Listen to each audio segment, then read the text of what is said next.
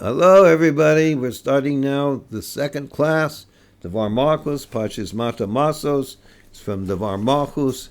We're reading it out of this book. This is the last year the Rebbe spoke, and we have this is a bilingual book. We have the Hebrew or the original the Rebbe spoke in English, so we're using the English translation, and you can find this if you look on the website. Living, Libing, Moshiach, MOSHIACH.com, and you look over there in the library, and you'll see that this is the class we're giving is the end. The end of the book is it says the second book by Midbar. You'll see it there. Okay, so now we're talking about the different levels of strength. So the one level of strength has to do with when it comes from above, without limitations. But the problem with that is that when it goes away, it doesn't really change below. It just kind of zaps it. It's just not there. It doesn't change it. The below doesn't remain. It's below and change. The second level, he says, is of amatos, the strength that when something goes against you, when you don't just have godliness and you work on the difficulties, the problems and everything, and you reveal this godliness there. So then, therefore, that's a very special level because you change yourself. You become a special vessel, like we were talking about last week, I believe. We're talking about that you have to make a vessel for Hashem. You have to make yourself a vessel for the redemption. So that's why learning this is like what we're doing now, and studying this, we're changing ourselves from below. We're making ourselves a vessel, make our thought, speech, and action a vessel for God. So therefore, when the great light of the Gula comes, we're going to be, we'll recognize, we'll be excited, more excited. We'll be, wow, it's fantastic. I mentioned this before. It says that when Moshe Rabbeinu sent the Meragim, the spies, he didn't send the spies to check out the land to see if we could conquer it, because he knew we didn't need any help, because Hashem was. At that time we were in the desert. We had the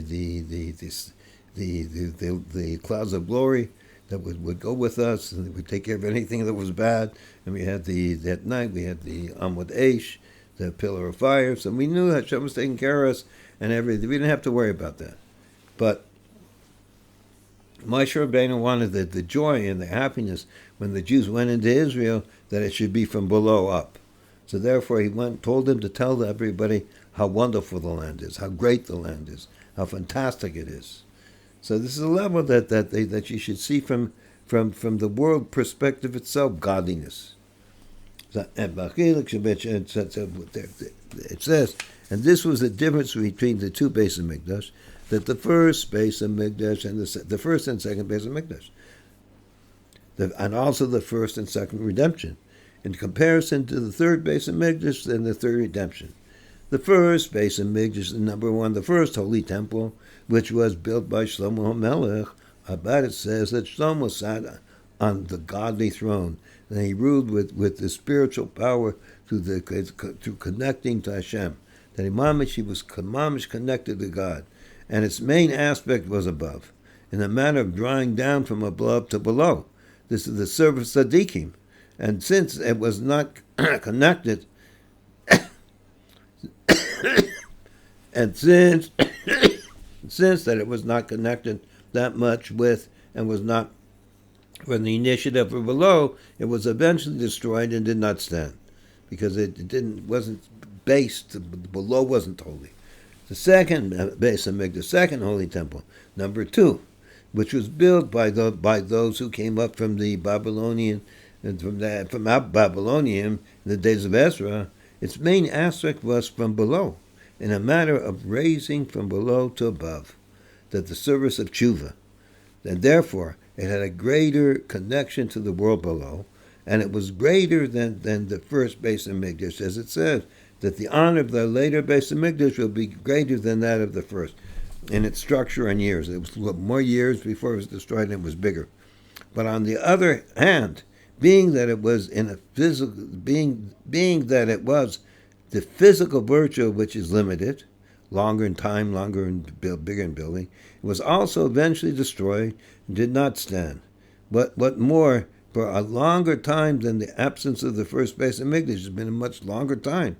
And in addition also, that when it did stand, it did not have the virtue of the completeness of the first base of Mikdash, spiritual virtue, since 5 things were missing in it. So he explains that in there are many. There's the holy, I believe the menorah. I know the ark was missing. Various things. I don't know that other thing. Various things were missing of a complete holiness in the first base of Mikdash were not in the second. So therefore, it didn't have the drawing power from above down like the first base of Mikdash. In innovation, the third base of Mikdash, third holy temple, the third redemption, number 3, is the union of the above and the below as one. And therefore it will be in a manner that strength and strength, in the most possible completeness, the eternal redemption, everything will be one as the Shir Gadash, the new song we'll sing in the masculine, a redemption with no exile following it, and will be an eternal base of Mikdash, because this will be the level of 3, that there's a union of both these levels. And we may say that the virtue of the strength of the third base of Mikdash and the third redemption, due to the union of the above and below, is more emphasized in the fact that the future redemption is sometimes also referred to the fourth redemption, and sometimes they refer to the fifth redemption. Look at 23 with the Rebbe, 33 footnote down here. Note that in some midrashim of our sages, the exile of Egypt is counted among the 4 exiles, and in other midrashim of our sages, the 4 exiles are counted without the exile from Egypt. I guess that would be 4 and 5. And based on this, there is also 2 forms of counting of the future redemption, the 4th redemption or the 5th redemption. As noted, that the hint is seen in the following 4 expressions of the redemption connected to Exodus from Egypt. That the 4th redemption is the 4 cups that we have on the Seder. That's the 4th. And the 5th redemption is the 5th redemption of this. The opposite cup was announced coming from Mashiach. There it is. So it really says that the idea, there's a idea of a 4th redemption and the 5th redemption. So we see this by the if you count going up from Egypt as if you don't count it, it would be like the 4th redemption. If you do count it, it would be the 5th redemption. We see this when we have the 4 cups of redemption.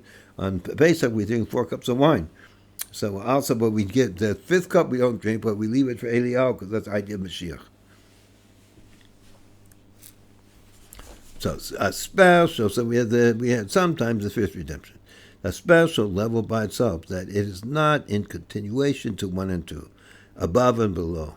It is emphasized that it is above the framework of above and below, and therefore through it is the union of above and below.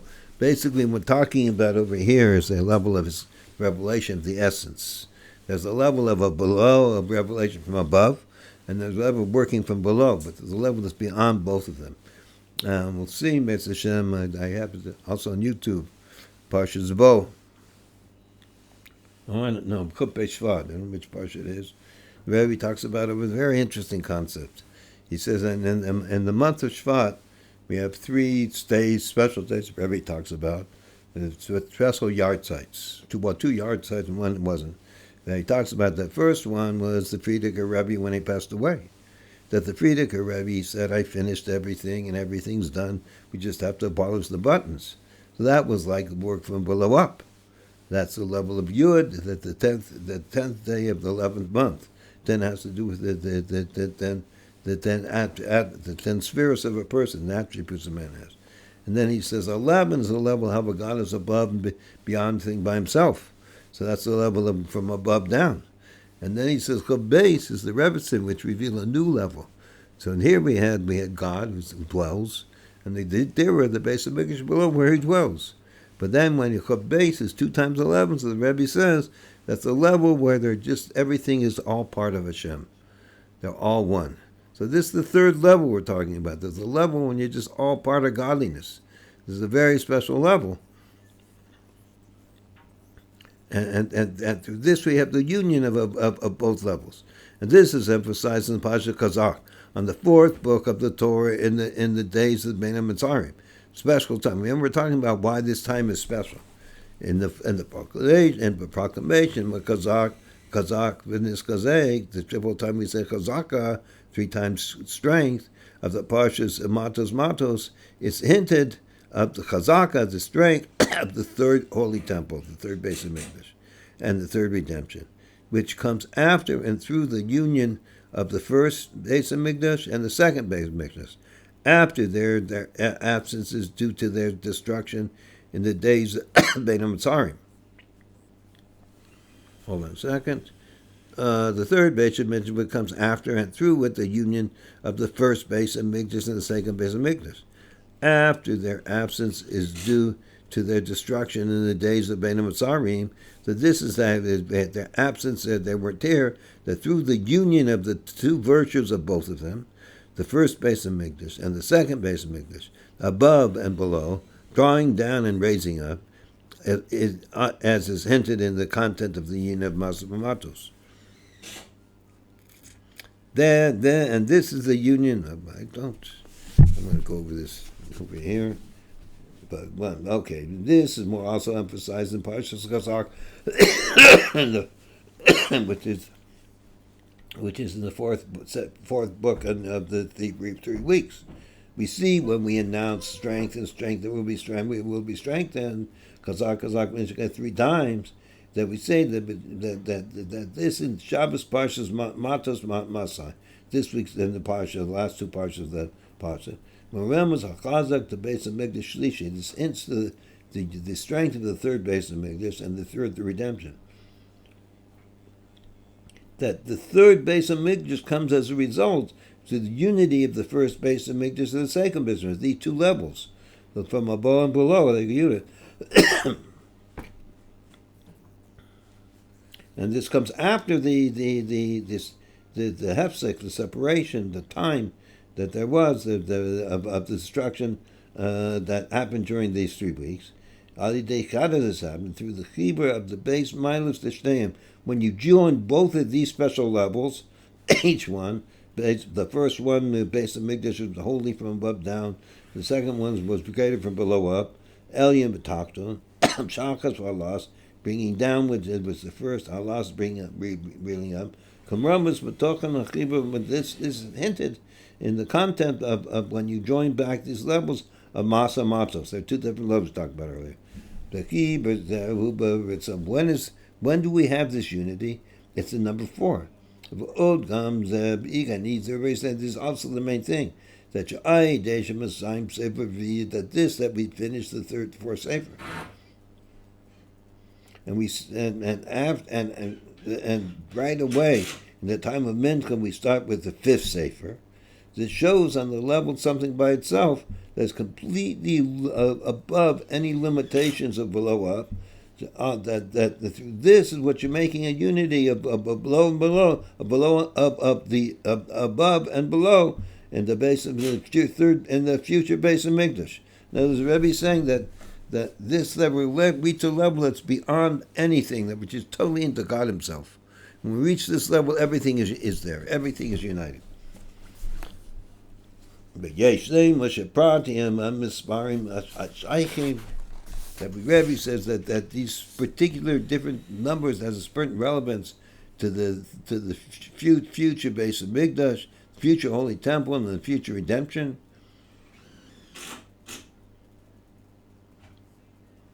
There's also hinted this level of this special unity of the third base, the third redemption is hinted also when we're reading the Parshas Matos-Masei, and we cry out, we announce Chazak, v'nis, they should be very strong. Then we do this on the 4th sefer, and then we have the 3. Also, we have the level of 3 weeks. So that's the 4th sefer talk about. That's the level of more strength. And then also we have the 3 we said, and then first that also we have the 3 weeks. That this has to do with hence on the third base of Mikdash and the redemption, 3 weeks. And because you read, it says in the 4th month.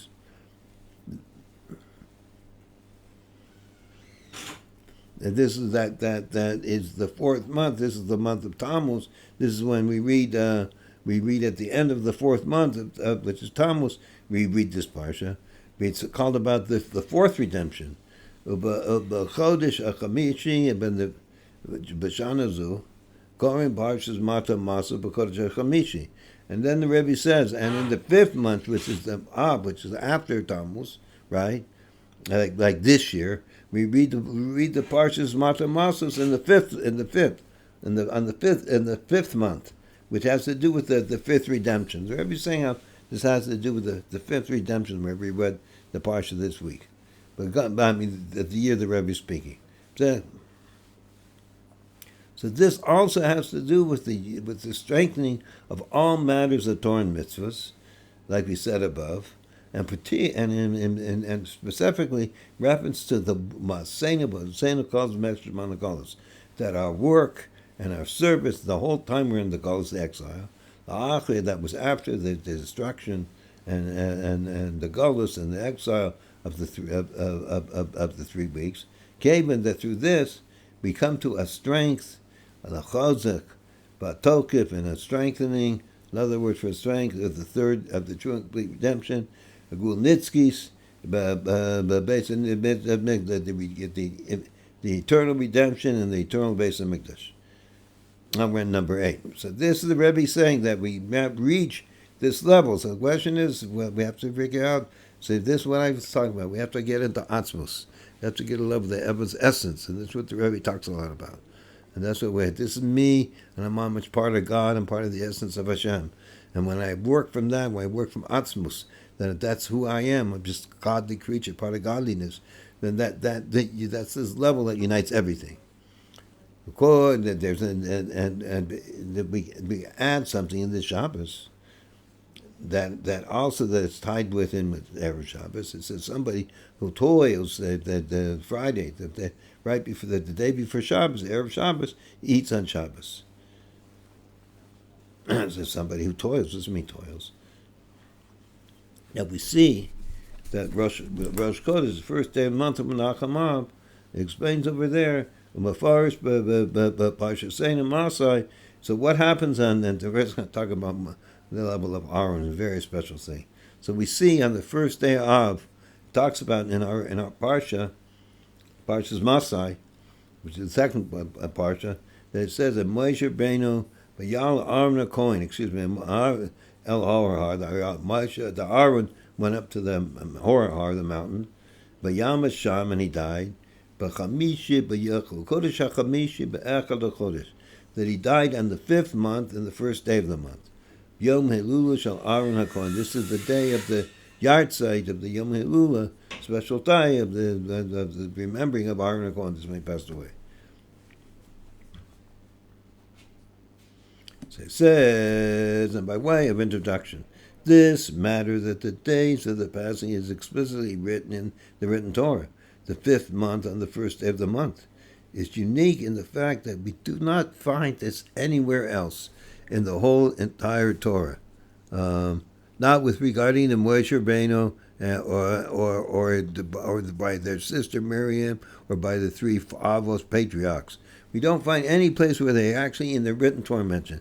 And it makes sense to say that in the content of this day, what's the day? What's the meaning of this day? What's happened there? The 5th month and the first day of the 5th month is hinted in the general service of Aharon HaKohen. And therefore, on that day was accomplished the culmination and completeness of his service of all his deeds and Torah studies and service, and all that he toiled all the days of his life is revealed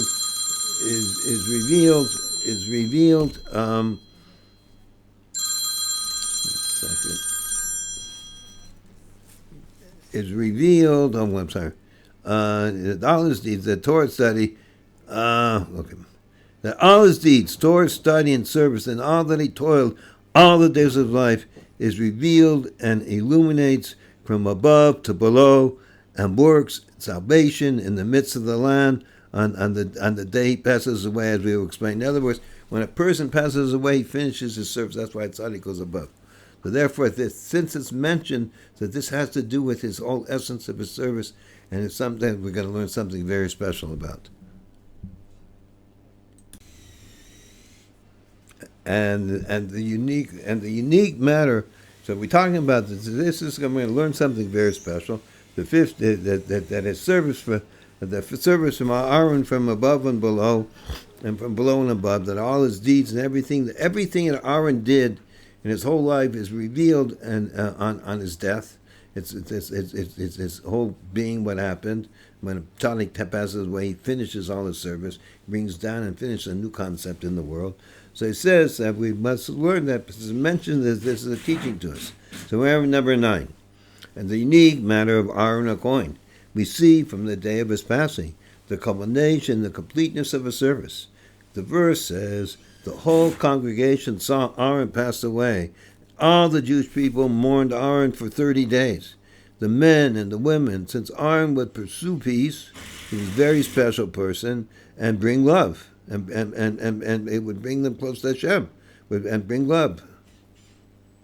So it says over there that, and in the words of the Mishnah, be like Aharon, be like one that loves peace and pursues peace and loves the creations and brings them close to Torah. So Aharon he just saw everything was godly. This is something special. God created this. I just love God's creations. It's so special. Now I'm going to take this wonderful God's creations and I'm going to elevate it. And it's going to realize how it's godly itself and become part of Hashem and realize it itself. I'm going to bring it up to the level of not that it as it appears, just the creation is going to be God's special servant, everyone. And continuation of this, he said, and the Canaanite heard what's happened. They heard that Aharon had passed away, and the clouds of glory went away. And similarly in our parsha, so when he passed away, it says that they're different. The merit, there was these clouds of glory that traveled with us. It would clean our clothes. It would take care of us, everything. And this clouds of glory was in the merit of Aharon. It says that the man, the special bread, was in the merit for Moshe, and the water was in the merit for Miriam.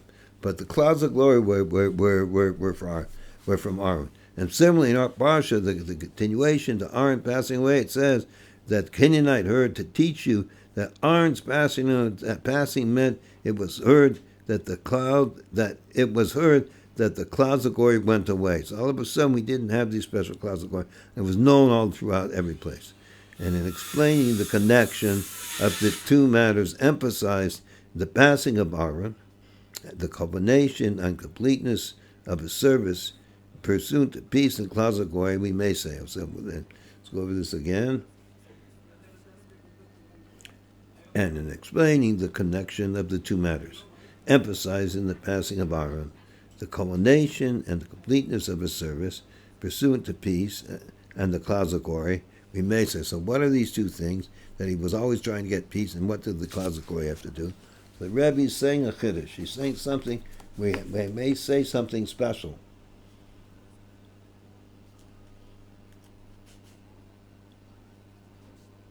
So we have these two things. He was running at peace, he was pursuing peace for everybody, and he has these clouds of glory. Says that the Ma'alim Yuchedes, the special quality of the clouds of glory, that they were in the merit of Aharon. They had a special merit even beyond that, more than the man and the water. The base of the that the water and the man were given through the merit of Moshe and through the merit of Moshe and Miriam, and that the man was given with measure and limits. And that omer per person. So the man, we only got a certain amount what we had to eat. It was given a certain amount. And the water, although it was not measured and limited, yet they had to come in a manner of division to each and every individually. Whereas, in other words, each one had to get, I think he says it here, he says? Yeah, 48. In addition to division, that each leader would take his stick and pull and pull by his flag and the camp, and the water of the well would come through that sign and come before the encampment of each tribe. So he would put his stick there. So you say over there, whereas the clouds, so everybody there was a separate thing. Everybody was more of an individual thing. But the clouds of glory, they were in surrounding matter, which transcends division, and they surrounded and they protected, and all the Jews people were as one. And there was big clouds of glory, wonderful clouds of godliness that just took care of us. We were like walking in these clouds, all the Jews like one thing. And thus, when it says this, remember, we're trying to understand what the contents of what it means, the clouds of glory and pursuant peace. And this is also the content of love. He loves peace and pursues peace and loves the creations and brings them close to Torah. Due to the emphasis on the essential point of unity of all the Jewish people, which is above division. So what's he saying here? He says the Jews, in our essence, were mamish one with Hashem, we're one with each other. So this is the level of the cloud, the glory, enveloped all of us as we're one people, and also this avoda of going and pursuing love and loving God's creations and bringing him close to holiness, reveal godliness in them. This has to do with how we're mamish, we're all one. The essential point of unity of the Jewish people, which is above division. It says that why it says that, and talks about the loving your fellow Jew. It says that because we all have one Father, we're all tied into Hashem, and this is a special unity, and that this is the unity that it has that when you're loving Hashem and you're doing loving peace and you love Hashem's creations, you bring close to Torah. This is emphasized of how mamish we're all above, but we're above everything, because we're really one. So we're just gathering all our oneness and revealing it how we're one, how we're beautiful together. Now we're in number 10, and we may add that this matter is hinted also in the name Aharon. What's the matter? The matter of this unity and the oneness of everything. Har, mountain, Aharon. That you down. Har. It's an A, Aleph, A, Resh, Nun, along a Nun. So it says Har, Hu Inyan Ahava. Ha, what's it mean? Hakademus Aleph, Aharon, Mora al Shorish Ahava. Okay, so it says Har, mountain, above, is a concept of love, and the preference with the letter of Aleph, first you have Aleph before Aharon, which symbolizes what's the source of love. The Aleph comes before the Har, the love, the mountain, namely that its source. What's it mean? That what's the source of love? Which is amazing stuff. That's before the Har. It's from the level of Pella, of wonder. In other words, it's the love of Aharon was a level of abundant love. That this is the difference between Avram and Aharon. That even that both of them had served to God in the way of kindness and love, nevertheless, the attribute of kindness and love of Abraham, it was limited. And the meat of Akbal, it was limited according to how it would come down into the world. But the meat of Chesed, Ahava, the Aharon, but Aharon, he wasn't limited. His attribute, his love. Now Aharon was in the world here, so he loved everybody and he did great things. But he had to deal with the world that is in the world. So therefore, he couldn't be totally given over to be limited, because the world's limited. But the attribute to Aharon was talking about that his kindness and his love, and it's the kindness for Chesed, Ahava, Rabbah. It's called the great love. It's above the whole world. It's above the Seder of Stashus, above all the different levels with God Himself.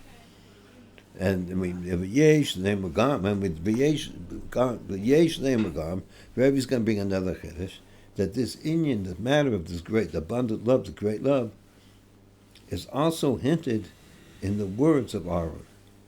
But also Shabbatay, the words, in the letters and the words of Aharon. Why? Because Aharon, you have the letter Aleph Hey, and then you have the letter, it's the head of the words Ahava, love,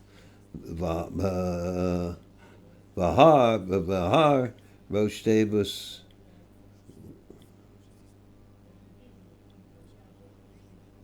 I'm sorry. Okay, so we have Aharon. Looking at the words of the letter Aharon, you have Aleph, Hey, Resh, along a nun sofi. So it says Aharon, the first two letters, Aleph, Hey. This has to do with the heads of the letters Ahava, love. But Reish, which is right after that, Aharon, is the head of the word of the level of Rabbah, of great. So in other words, his love was unlimited. But Nun, B'shut, so what's it mean? A Nun that goes below the line, along a Nun. Aharon, it shows how that you bring this down, but sparks begins and you bring this great love, this bund of great love down below into this world. Also, the Gam of Nation sign, but so so also the Jewish people that are found in a lower level is brought down. The Badugmas, Oisis, Torah, and Matim, the Rebbe says it's very similar to that. There's certain letters of the Torah that are below the line, because you have the Nun that goes below the line. But you do it, in the Torah itself, we see that there's two ways. Some are above the line, and some are below the line. There's three letters. There's some are below the line, some are on the line, and some are below the line. And similarly, we have with the Jewish people that were considered like the letter of the Torah. That it's known that Yisrael includes the 600,000 letter Rosh Tevis. So what's it mean? Shishim Riboy. There are 600,000 Jews. This is the heads. If you take the Rosh Shishim Yesh Shishim Riboy Osba Torah, it says that these it says that there are three. There are what was he over here? Let's look over here. That Yesh Shishim Riba Isis the Torah, that there are 600,000 letters in the Torah. Therefore, we see that we're compared to the Torah, that the Jews are compared to the Torah.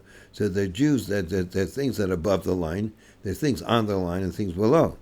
And the point being that Aaron's level is to connect the revelation which is above division, and therefore it has in its power to connect and unify all the details of division of the Jewish people equally.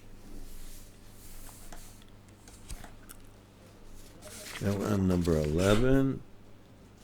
Okay, one more. Okay, and more in detail. Let's go in further detail.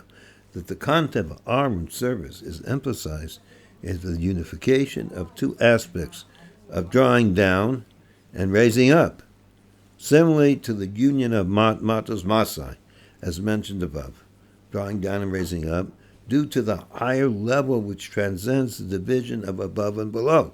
So they bring down the essence of Hashem. The one of the main matters of Aaron, the Kohen, one of his main things, it was Birkos Kohanim, the priestly blessing. It's interesting. There's a guy in Shul, Gershon Cohen. So I asked him, when I started asking him, he'd give me a blessing. Cohen gives special blessing. And he would give me his blessing, and he would put his one hand on my head.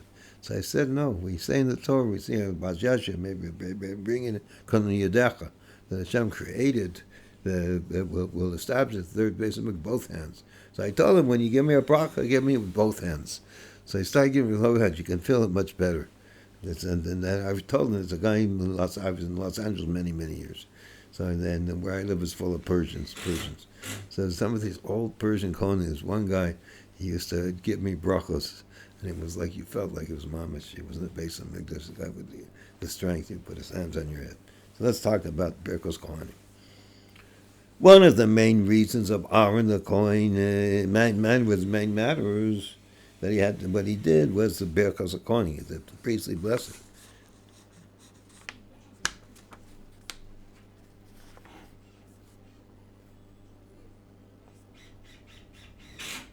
That was mitzvah, I'll say, was a positive commandment from the Torah, that the Kohanim would bless the Jewish people every day, and picking up their hands like we do. We do this in Israel.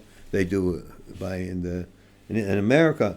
They also that they bless every day. The Persian, some of the Sephardim and the Persians do, but a lot of places, in most places in America, they don't. But also, we see also today, but the Rebbe says in which is also done in the present time, and outside the Holy Land on every biblical holiday, and in the Holy Land as customary at several holy congregations, also every day, and at each prayer on the daily prayers. And we say that besides mincha because of the concerns of intoxication. So we say the daily the Birkos Kohanim. See what he says down here.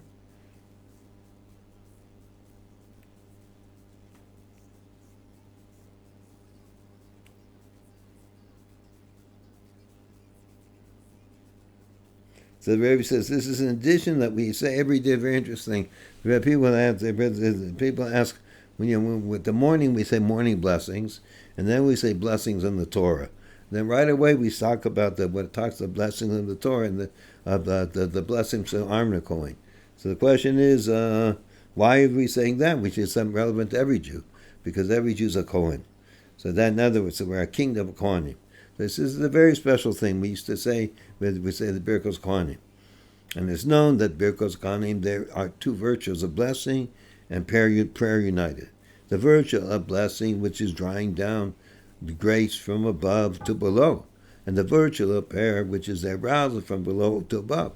And since it is Birkos Kohanim, is from the level which transcends the divisions of drawing down and raising up, above and below, therefore it unites both of them together. So this is a very special thing. And the blessing from Kohanim, there are two things. One is idea from a blessing. A blessing is that you're blessing somebody, bringing down from above below. It's like bringing for godliness from below. You're bringing goodness down below.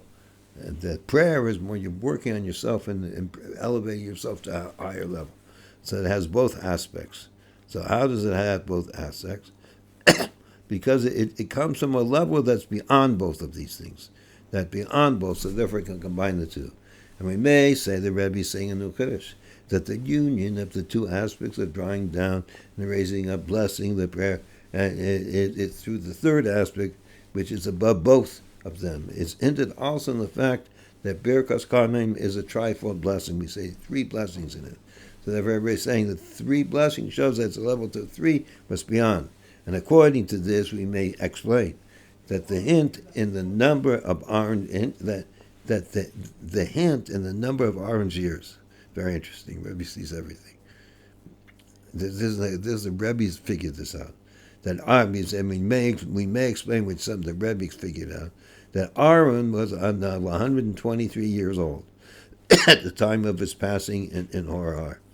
That in addition to the completeness of 120 years, as was the years of Moshe's life, about whom it says, "Today my days and my years are complete," as is written, and it says, and mankind's days shall be 120 years. That means that's complete. That he lived an additional 3 years. Aaron lived 123 years. That in the number of 3 years, more than the completeness of the 120 years, is handed to the general service of uniting the two aspects to the third aspect, which is above both of them. So the Rebbe is pointing out that he lived 123 years, so this number 3 years, it shows a level how Aaron was united, got to a level, the essence of Hashem himself, which unites everything. So I guess to everybody. We're going to start Mitzvah Hashem number 3 shortly. We're on chapter 12.